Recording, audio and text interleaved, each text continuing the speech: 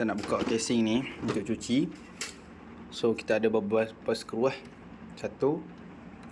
Okay, sini ada dua. Tiga. Okay, yang tengah ni hilang. Lepas tu satu lagi kat sini Ni, bukan congkeh naik. Aku tunjuk.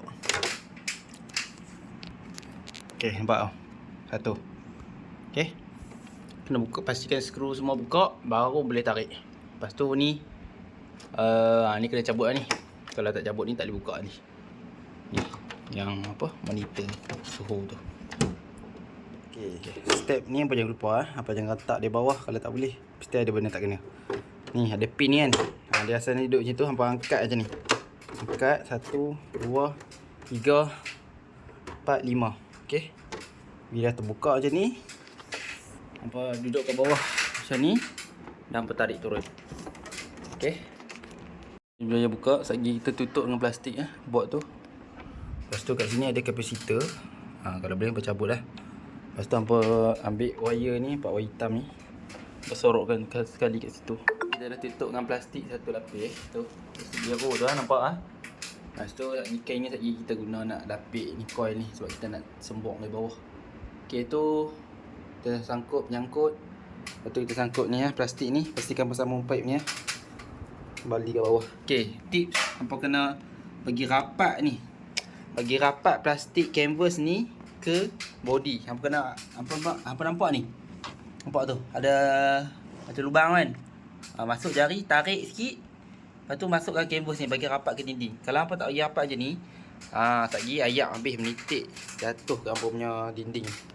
Okey, ni tips untuk pemula-pemula, newbie-newbie. Okey, pasti hampa follow step ni. Okey, so kita akan sembok. Bismillah. Sebelum aku lupa kita kena buka juga ni penutup ni. Penutup blower ni. Okey, tarik punya tu. Tadi dia lock macam tu kan. Hampa tarik. Okey, dia boleh lentang. Hampa tarik macam tu je. Okey. Untuk Panasonic, hampa kena hati-hati. Panasonic tak boleh tarik macam ni. Dia kena ikut bagi dia punya Panasonic dia lepiak. Hampa kena ikut lah lorong dia tu. Kalau hampa terlentap pula, patah tadi. Kalau Panasonic kalau media okey je. Banyak step kau nak cuci aircon ni. Yang nak keluar blower kat tepi ni ada satu, ada dua skru.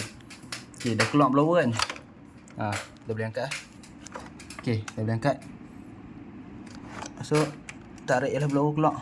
Okey, tapi ni apa nak tarik blower kan? Nampak blower tak boleh nak tarik sebab ada satu pin apa kena buka.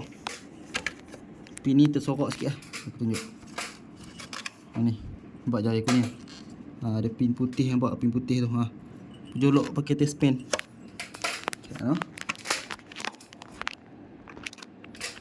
Ni tolak lah nak atas. Tolak nak atas. Tak boleh nak buat sebab kena dua tangan. Okey. Hampa faham lah. Buka blower. Terus sekali pergi kat bawah ni, buka skru. Nampak ada lubang ni. Lubang apa skru tu. Tu skru tu buka Okay, lepas tu buka dekat ni, dua skru ni dengan satu pin bawah ni.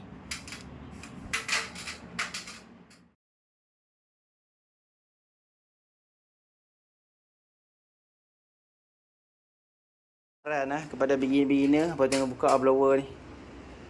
Hampa jangan buka lah blower. Hampa servis canvas, hampa sembok ayak. Letak je macam aku ni. Aku dah order blower kat HQ Media, dah hantar. Buka blower tak jadi.